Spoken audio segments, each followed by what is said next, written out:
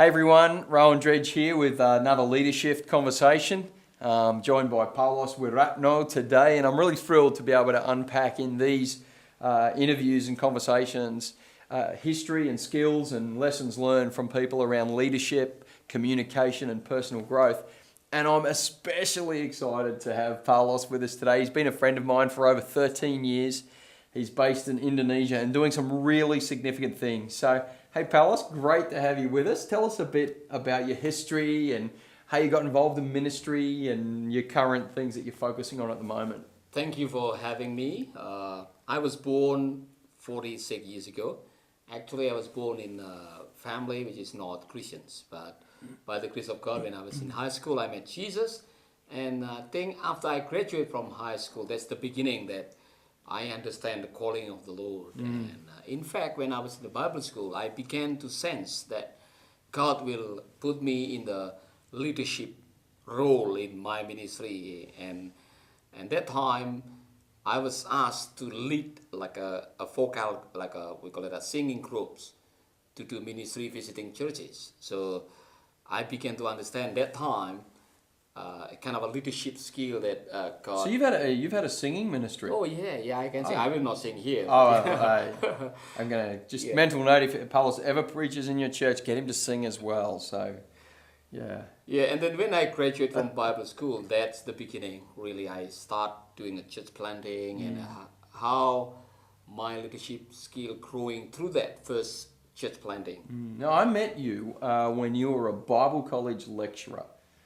And at the same time, obviously your relationship with my pastor Mike and Rod Plummer, and you really changed directions and went into developing the Disciple Maker ministry.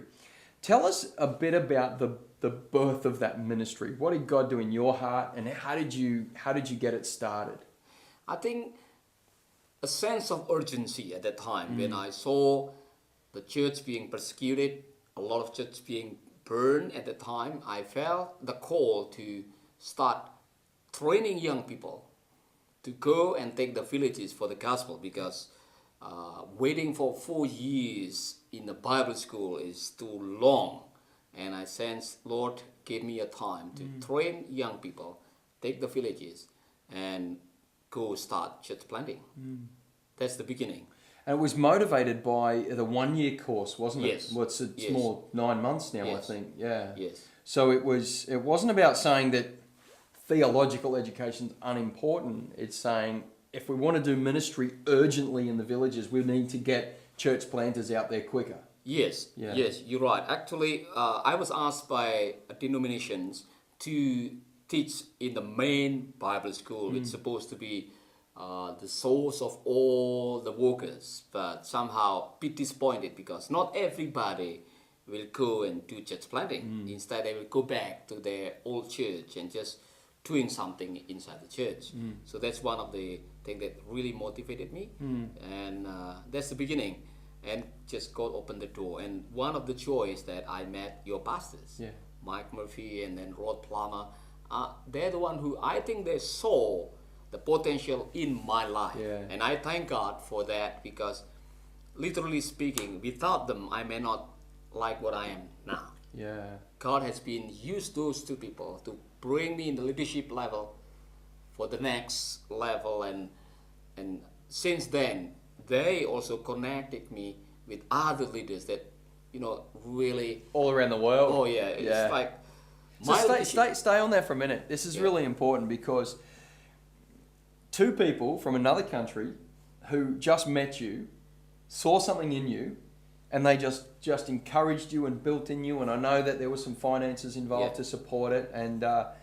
And what you're saying there is that belief in you and the call of God on your life just opened up the Disciple Maker ministry as we know it. Yeah. Honestly, I will not be like what I am, and I will not do what I'm doing right now without that connection. Because leadership development need leaders, and now I had that understanding. So my calling also now, how to help that young people that have a great potential, so that they can reach their maximum for God. Yeah, so you're saying that for other leaders to be developed, and we're talking about you at this point in Yeah. time, you needed leaders from the outside to come in Yeah. and say, you've got what it takes. We're going to resource you and build Yeah. relationships. Let me just add that because I've known Paulus the whole time that he's describing his influence from Rod and Mike, I've seen Paulus steward those relationships really well. And so there's that second side of it. If someone builds into your life, Yeah. you become responsible for that relationship Yes. as well. Yes. And you can mishandle that or you can handle that appropriately. And I've seen Paulus handle it very appropriately. So, I honor you for Yes. that. This is the truth. Just learning from the book about leadership doesn't make you a leader. What I learned more is I caught from the example of those people that I met or the people that brought in my lives. Yeah. So the same thing we're doing right now, we are coaching, we are mentoring people. In fact, we are developing a leadership school development for the pastors. What happened that sometimes make me sad? There are young people on the field, smart enough, have skill, have potential, but no access for knowing other leaders that have a heart. So no access to resources Yeah. and mentoring and Yes. coaching. Yes. Okay, wow, Yes. that's a big deal. Yes. We'll come back.